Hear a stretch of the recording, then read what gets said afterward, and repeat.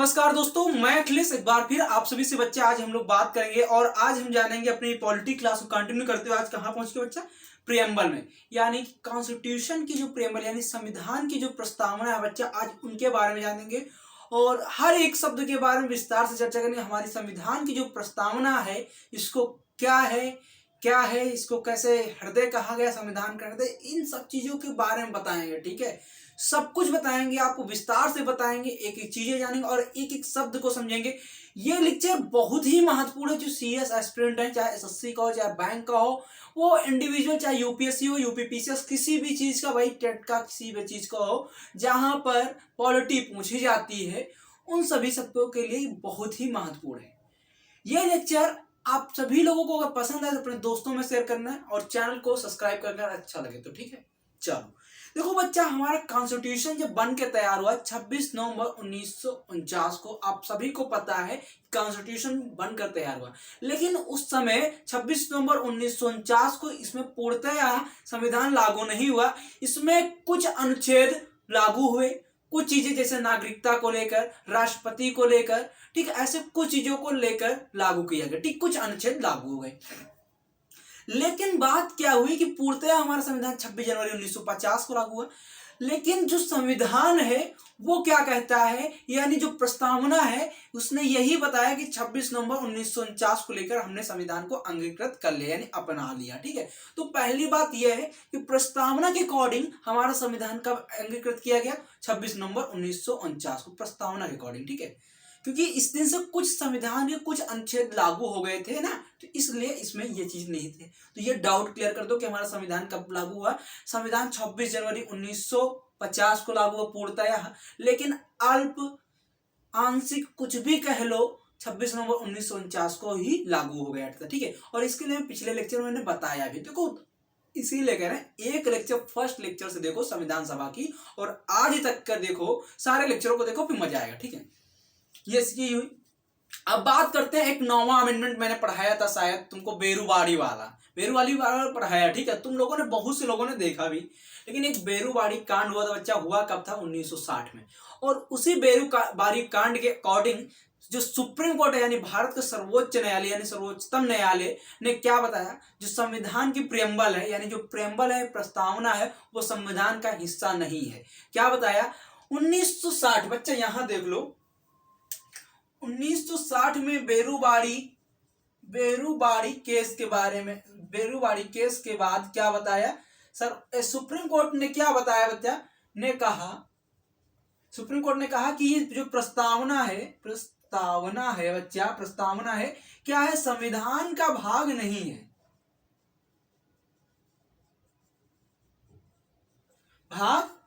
यानी संविधान का भाग नहीं है। ठीक है, बेरूबाड़ी 1960 केस थे। ठीक है, दूसरी ये बात हुई।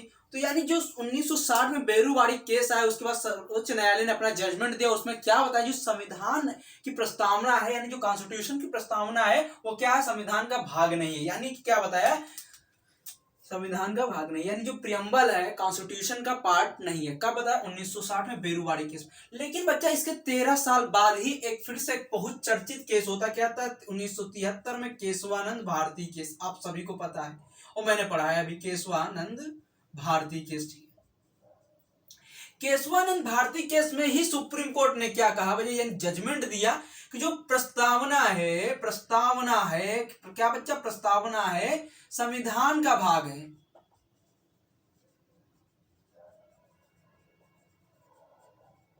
संविधान का भाग है, यानी कि पहले 1960 में बेरूबाड़ी केस में जो जजमेंट दिया सुप्रीम कोर्ट ने, क्या बताया, जो प्रस्तावना है संविधान का भाग नहीं। लेकिन उसके 13 साल बाद ही क्या बताया, जो केशवानंद भारती है प्रस्तावना, जो केशवानंद भारती केस 1973 में होता है और आज तक का सबसे बड़ा बेंच में सुने जाने वाला बहुचर्चित मुद्दा है, बहुचर्चित केस, सभी ने इसके बारे में पढ़ा, चाहे जो भी बच्चा हो। जिन लोगों ने, बच्चे ने नहीं देखा है तो डालो केशवानंद भारती बाय अखिलेश सर और मेरी फोटो आ जाएगी, और जब तक मेरा वाला ना मिले तब तक ना देखना, और जैसे ही मिल जाए पूरा देखो, समझो, विस्तार से, बहुत अच्छी तरीके से समझा। और कोई भी डाउट हो तो कमेंट सेक्शन में पूछ लेना। ठीक है, समस्या का तुरंत निदान मिल जाएगा। ठीक है, तो 1973 में जैसे ही बच्चा केशवानंद भारती केस हुआ, उसमें क्या होता है, सुप्रीम कोर्ट ने अपना जजमेंट दिया, सभी को पता, 13 7-6 से जजमेंट आया, 13 सदस्यों की बेंच यानी 13 जजों की बेंच बैठी थी, वो तो बात अलग थी, उसमें बताया था ना। तो सुप्रीम कोर्ट ने क्या बताया, जो प्रस्तावना है, जो कॉन्स्टिट्यूशन की प्रेम्बल है बच्चा,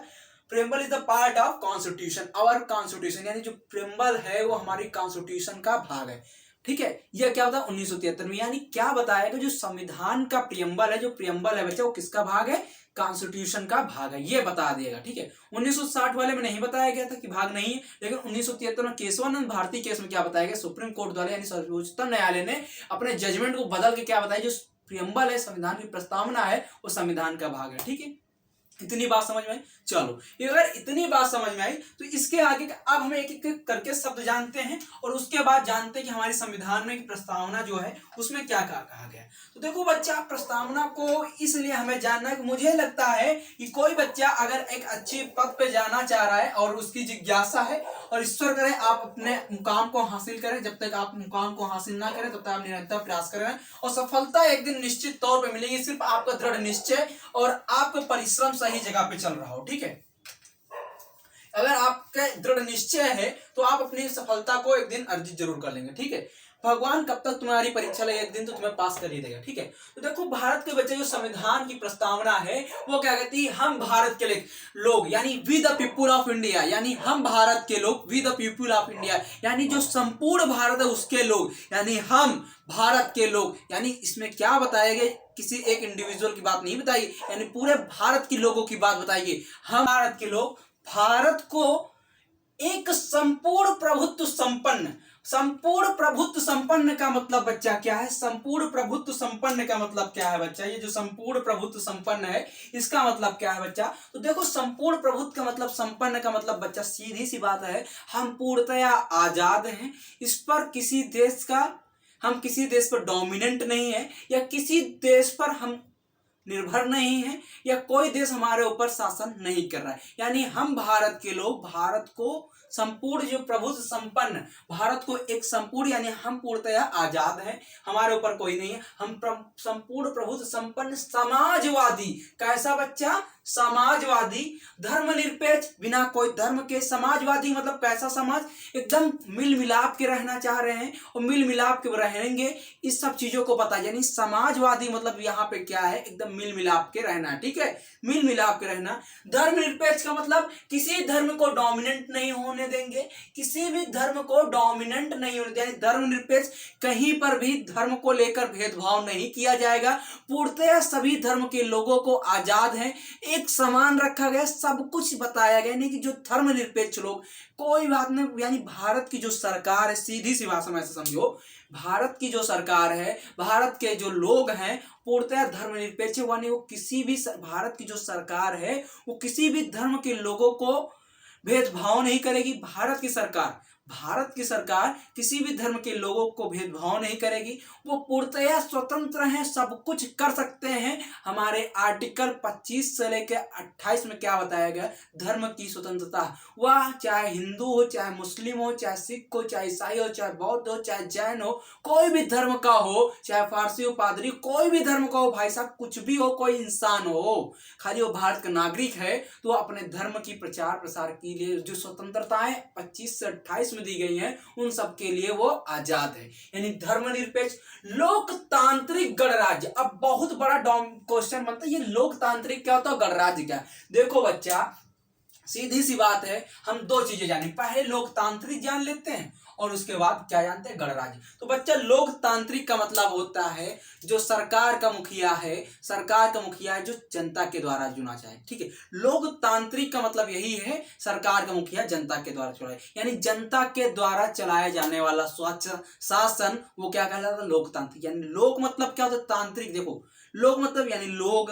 भारत के लोग, तांत्रिक का मतलब शासन, यानी जो भारत के दो, इसको दो भागों में अगर हमने जोड़ दिया, देखो तोड़ दो ऐसा, ठीक है। लोकतांत्रिक अगर हमने दो भागों में तोड़ा तो लोक का मतलब क्या हो गया, लोक का मतलब भारत के लोग, तांत्रिक का मतलब बच्चा क्या होगा, शासन हो गया ना, शासन हो गया ना, यानी जो भारत के लोगों के द्वारा शासन चलाया जाता तो कैसा होगा, लोकतांत्रिक, ठीक है। यानी सीधी सी बात जो पता चले कि यानी जो भारत के लोगों के द्वारा मुखिया चुना जाएगा वो कैसा होगा, लोकतांत्रिक होगा। तो बोलो, हमारे यहाँ पर जो प्रधानमंत्री चुने जाते हैं उसमें, यानी जो प्रधानमंत्री चुने जाते हैं उसको हम डायरेक्टली वोट करते हैं, यानी प्रत्यक्ष रूप से वोट करते हैं कि नहीं करते, प्रत्यक्ष अप्रत्यक्ष रूप से वोट करते कि नहीं करते, और एक निश्चित समय के लिए, यानी सीधी सी बात हम लोकतांत्रिक का अर्थ समझे तो जो जनता के द्वारा चुना गया मुखिया एक निश्चित समय के लिए बनाया जाता है, उसको क्या कहते हैं, लोकतांत्रिक कहते हैं, यानी लोकतांत्रिक। अब गणराज्य का मतलब जो देश का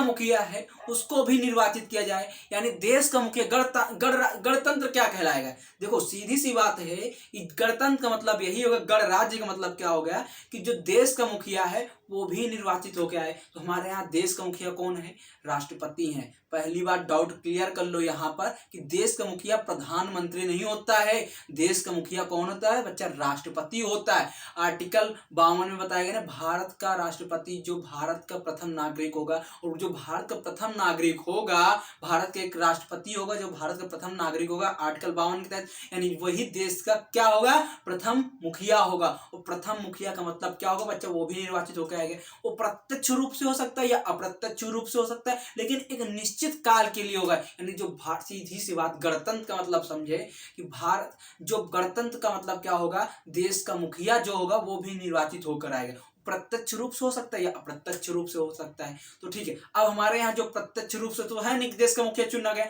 अप्रत्यक्ष रूप यानी जो राष्ट्रपति का इलेक्शन होता है उसमें हम लोग तो वोट नहीं करते, लेकिन हमारे द्वारा चुने गए विधायक साहब भी वोट करते हैं और सांसद साहब भी वोट करते हैं। करते कि नहीं करते, यानी सीधी सी बात है, लोकतंत्र का मतलब क्या होता है, जिसपे आम जनता वोट करे, आम जनता द्वारा चुना जाता है, वो लोकतांत्रिक होता है। बोलो हमारे यहाँ ऐसी व्यवस्था है कि नहीं, प्रधानमंत्री साहब है कि नहीं, यानी हम लोकतांत्रिक हुए कि नहीं हुए, लोकतांत्रिक हुए कि नहीं, यानी जिसका मुखिया जनता के द्वारा चुना जाता है वो क्या कहता है, लोकतांत्रिक। और गणराज्य का मतलब क्या है, जिसका मुखिया देश के निर्वाचित हो, यानी जिसका मुखिया देश में निर्वाचित होगा, कैसा होगा, गणराज्य होगा। यानी देश का मुखिया, यानी देश का मतलब मुखिया कहाँ होगा, निर्वाचित हो। तो अपने यहाँ बताओ, देश का मुखिया निर्वाचित होता है, यानी राष्ट्रपति साहब निर्वाचित होते हैं कि नहीं होते। अगर राष्ट्रपति साहब निर्वाचित होते हैं, भले वो प्रत्यक्ष या अप्रत्यक्ष रूप से, दो रूप से निर्वाचित हो सकते हैं, वो भले अप्रत्यक्ष रूप से निर्वाचित होते हैं, लेकिन एक निश्चित के लिए वो प्रत्यक्ष रूप से निर्वाचित हो रहे हैं ना, बोलो हाँ, एक निश्चित, भले उनका टाइम जो टेन्योर है 5 ईयर है, लेकिन एक निश्चित समय के लिए ही तो अप्रत्यक्ष रूप से हो रहे हैं। उसमें भले ही हमारे द्वारा चुने गए प्रतिनिधि वोट करते हैं,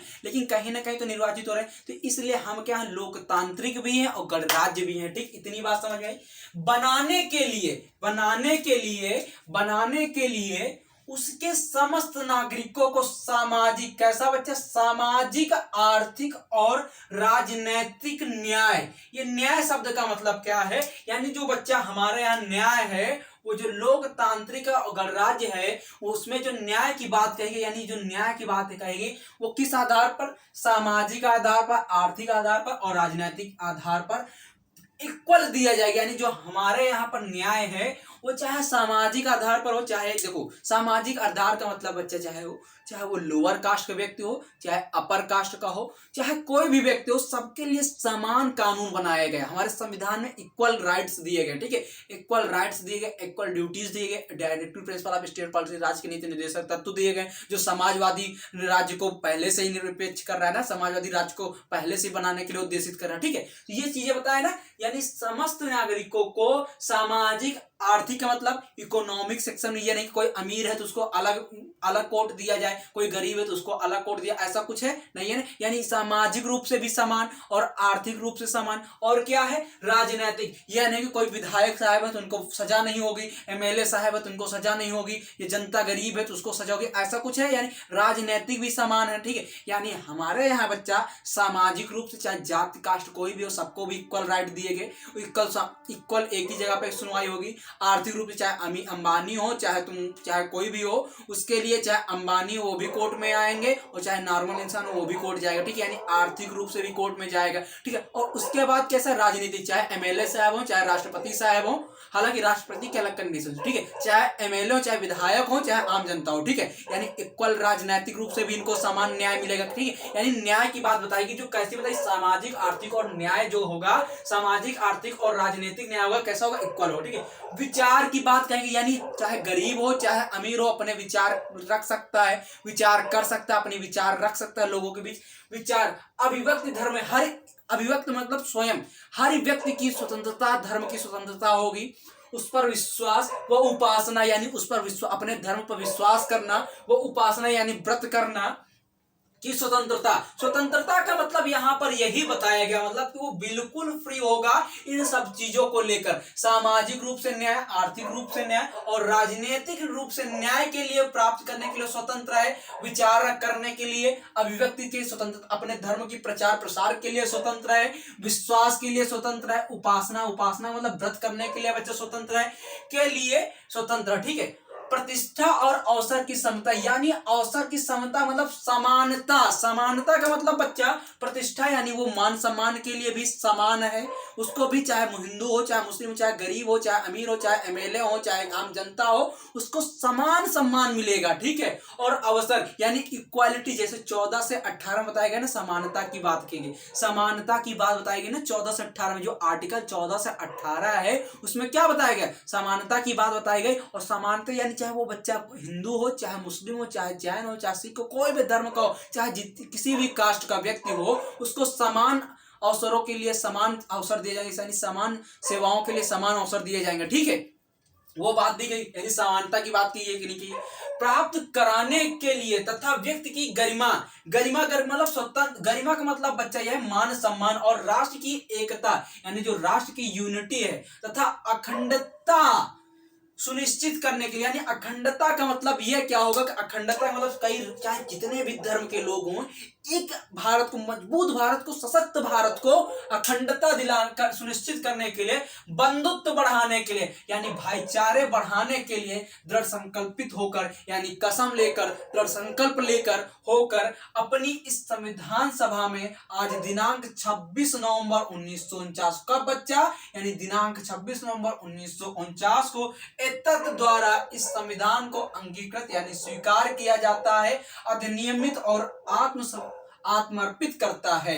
यानी सीधी सी बात क्या बताई गई, एकता तथा अखंडता सुनिश्चित करने वाला, बंधुत्व मतलब भाईचारा बढ़ाने के लिए, यानी आपस में किसी भी धर्म के, किसी भी जात समुदाय के कोई भी व्यक्ति है, चाहे एमएलए हो, चाहे कोई भी हो भाई, उनके लिए बंधुत्व बढ़ाने के लिए दृढ़ संकल्पित होकर, यानी दृढ़ संकल्प लेकर, यानी दृढ़ संकल्पित होकर, यानी कसम लेकर, दृढ़ संकल्पित होकर देश के लिए अपनी इस संविधान में आज दिनांक का 26 नवंबर 1949 को एतत् द्वारा इस संविधान को अंगीकृत यानी अपनाया जाता, अधिनियमित किया जाता है, यानी लागू किया जाता है, आत्मर्पित करते हैं और समर्पित करते हैं देश के लोगों के लिए। सीधी सी बात बताइए कि हम भारत के लोग भारत को एक संपूर्ण प्रभुत्व संपन्न समाजवादी धर्मनिरपेक्ष लोकतांत्रिक, बच्चा एक चीज जानते चलो, ये जो समाजवादी है और धर्मनिरपेक्ष है, ये दो, ये और ये अखंडता, यानी बच्चा यहां पर देखो, यहां पे हम क्या देख रहे हैं,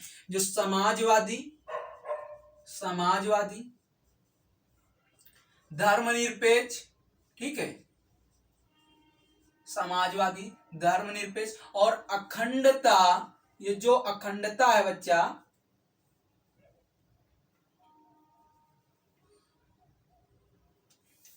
यानी समाजवादी बच्चा, धर्मनिरपेक्ष और अखंडता, अखंडता जो है बच्चा, ये जो तीन वर्ड हैं हमारे यहाँ कॉन्स्टिट्यूशन में कब जोड़े गए, 42वें संविधान संशोधन 1976 के द्वारा जोड़े गए। यानी हमारा जो कॉन्स्टिट्यूशन जब बना था, जब यानी प्रस्तावना लिखी गई थी, जब 26 नवंबर 1949 को लागू किया गया, प्रस्तावना को जारी किया गया, बताया गया कि आज संविधान को लागू कर रहे हैं, संविधान को अपना रहे हैं, आत्मर्पित कर रहे हैं देश के लिए, उस समय इसमें तीन शब्द नहीं निहित थे, यानी ये अलग से जोड़ गए। कब जोड़ गए बच्चा, 52 अमेंडमेंट ऑफ इंडियन कॉन्स्टिट्यूशन 1976 में, ठीक है। यानी समाजवादी, धर्मनिरपेक्ष और अखंडता, ये जो तीन शब्द है बच्चा 42वें संविधान संशोधन 1976 द्वारा जोड़े जाते हैं।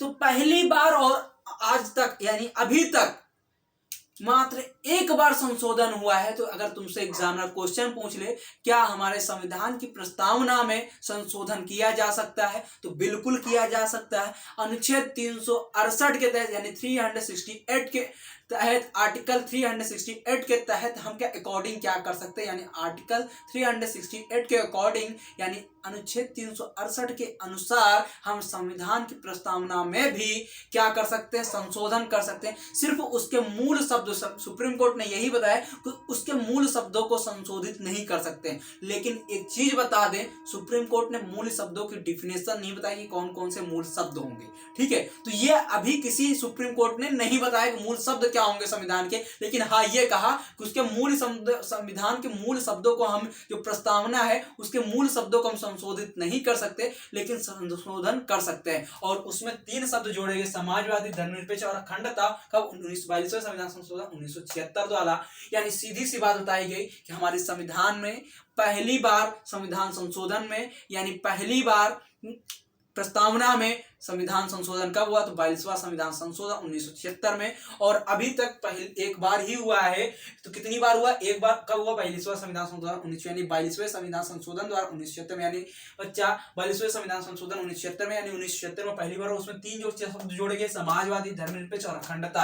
यानी सीधी सी बात बताई गई, हम भारत को लोग यानी we the people of India एक संपूर्ण प्रभुत्व संपन्न समाजवादी धर्मनिरपेक्ष लोकतांत्रिक गणराज्य बनाने के लिए और उसके समस्त नागरिकों को सामाजिक, आर्थिक और राजनीतिक न्याय, यानी कैसा न्याय, सामाजिक भी मिलेगा, इक्वल होगा, आर्थिक इक्वल होगा, चाहे अमीर हो गरीब हो सबके लिए समान न्याय। सामाजिक का मतलब चाहे हिंदू हो, चाहे मुस्लिम हो, चाहे किसी भी जात धर्म, चाहे ब्राह्मण हो, चाहे क्षत्रिय हो, चाहे वैश्य हो, चाहे शूद्र हो, किसी भी धर्म का, किसी भी जात का हो, उसको समान न्याय। और राजनीतिक का मतलब चाहे एमएलए हो, चाहे विधायक हो, चाहे सांसद, मतलब कोई भी हो, उसके चाहे कोई भी व्यक्ति हो, उसके लिए समान न्याय होगा, चाहे गरीब हो चाहे अमीर हो, मतलब पूर्णतः सामाजिक, आर्थिक और राजनीतिक न्याय क्या होगा, इक्वल होगा। विचार कर सकता है, वो अपने विचार विमर्श कर सकता है, विचार रख सकता है लोगों के बीच में। अभिव्यक्ति धर्म अपने प्रचार के लिए अपने धर्म का प्रचार प्रसार कर सकता है, हर व्यक्ति किसी भी धर्म का हो। सॉरी